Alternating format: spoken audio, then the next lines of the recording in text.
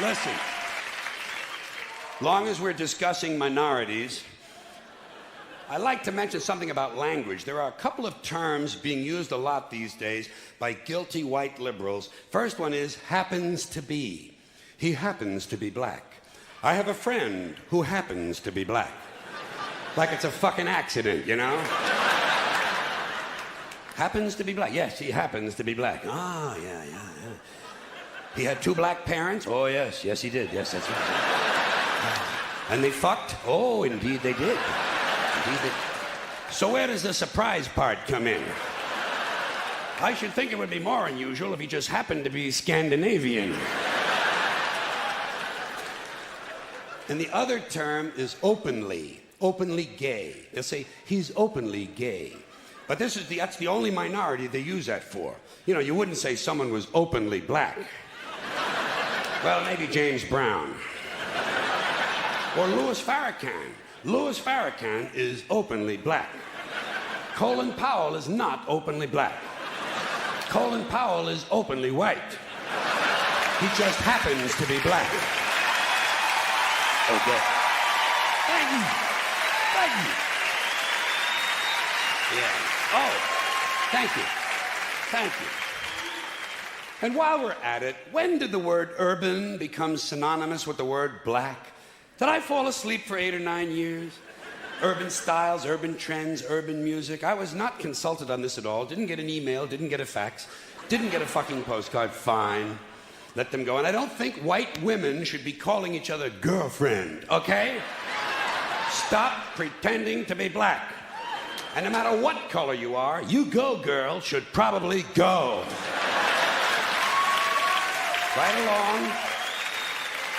Right along with You the Man. Hey, You the Man. I want you to know what's on television tonight on the other channels. Always like people to know what it is they're missing by listening to my shit. First of all, on the Playboy channel, yeah, tonight, they have one of those new reality shows where the people at home send in their own tapes. It's called Home Videos of Bad Fucking. And speaking of that delightful activity, I guess you know, last week, Ricky Lake had a special program, Women Who Fake Orgasms. So tonight, not to be outdone, Jerry Springer has a nighttime special, Men Who Fake Bowel Movements. Yeah, I think they're running out of topics on those shows, too. Sally Jesse's next show is Rapists Who Force Their Victims to Play Yahtzee beforehand. Getting a little strange on daytime TV. Then, later on tonight, on the Nostalgia channel, they're going to play back-to-back 2 of my favorite episodes of Little House on the Prairie. First of all, the 1975 Christmas show, A Douchebag for Clara. Wasn't that good? And it was sad toward the end when she cried because she stuck it in the wrong hole. But as they say in the U.S. Navy, there is no wrong hole. And then, right after that, they're going to play my favorite Little House on the Prairie of all times, Missy Takes a Big Dump in the Woods.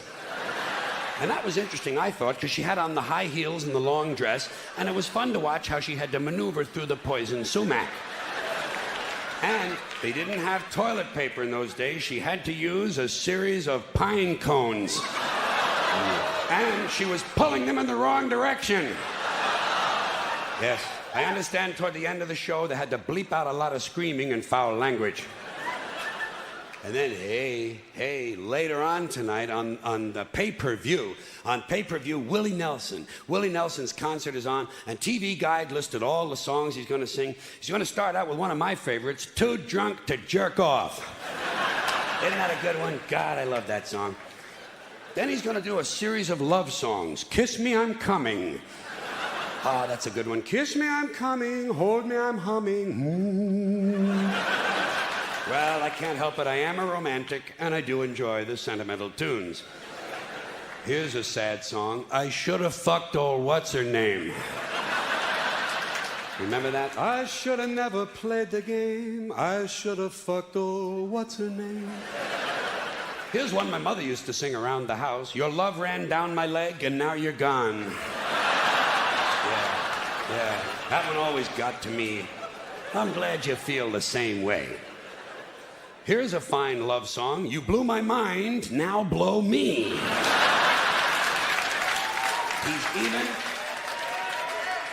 He's even gonna do a Stevie Wonder song. I just called to say I tested positive. Yeah, well, you don't want to leave anybody out. Do you know what I mean? And hey, what would a Willie Nelson show be without a couple of cowboy songs? He's gonna do that one George Jones and Waylon Jennings wrote, drinking beer, taking a shit, and passing out. Then he's gonna do a kind of a traditional Western song, one that Gene Autry used to sing when I was a little boy. It's midnight in Montana and I can't get my dick out of this cow. I love that song. I always liked it. Yeah. You know why I like that song so much? Because it's a real cowboy song. And by the way, speaking of cattle fucking, do you know why it is when a rancher fucks a sheep, he does so at the edge of a cliff? It's so the sheep will push back. Little something for you. Yes. Just a little tip for you outdoorsmen when you're out camping.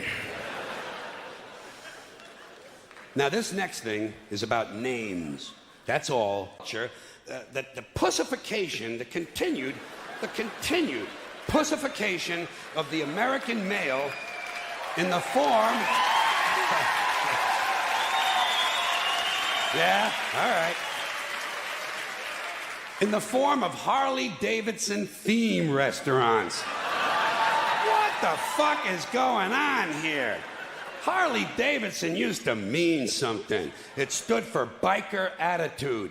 Grimy outlaws and their sweaty mamas, full of beer and crank, rolling around on Harleys, looking for a good time, destroying property, raping teenagers, and killing policemen. All very necessary activities, by the way.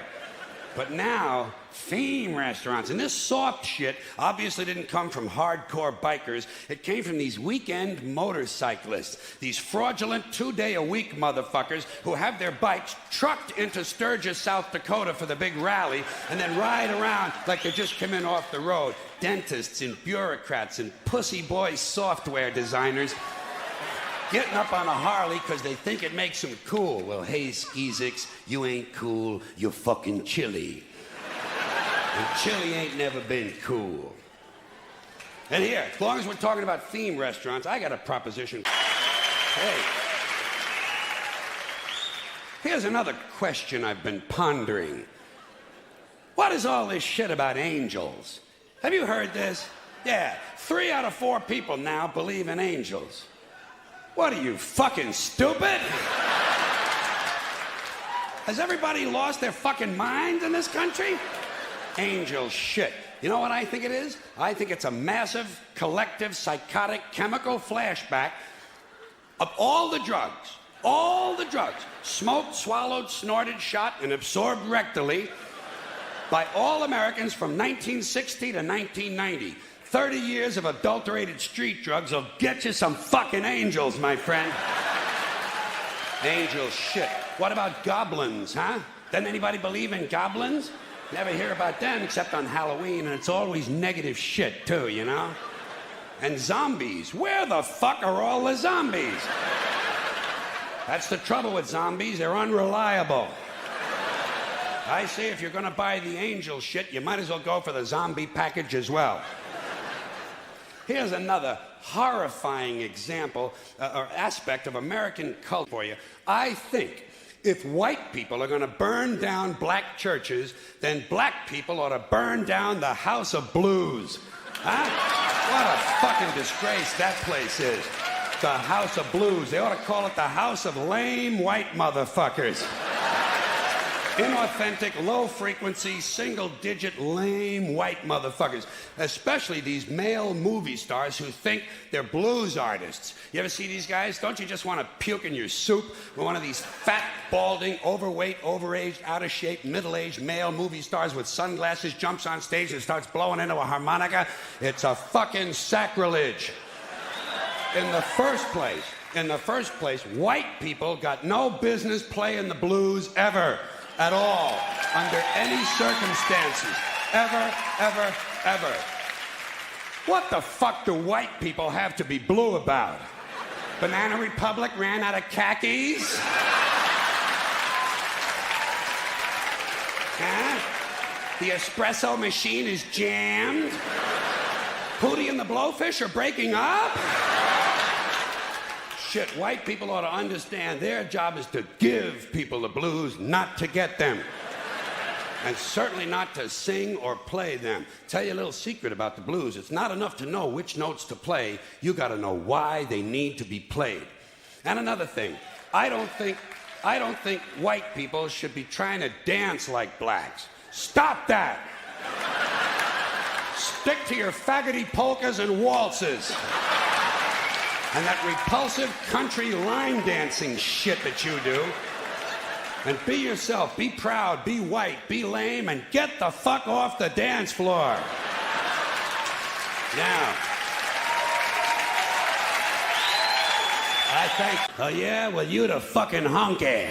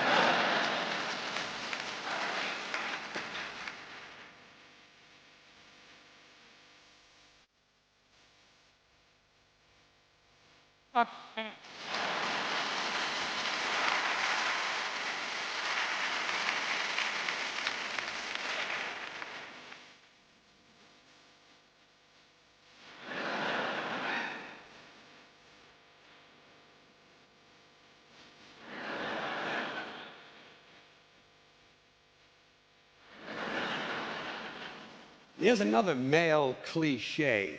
These guys who cut the sleeves off of their t-shirts so the rest of us can have an even more compelling experience of smelling their armpits. I say,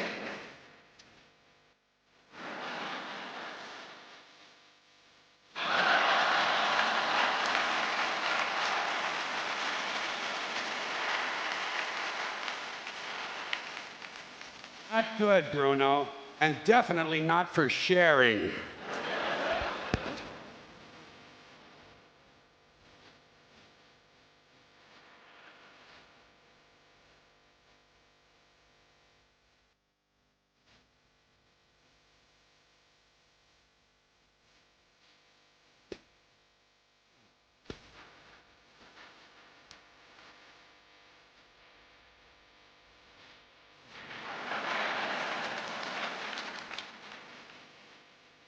It's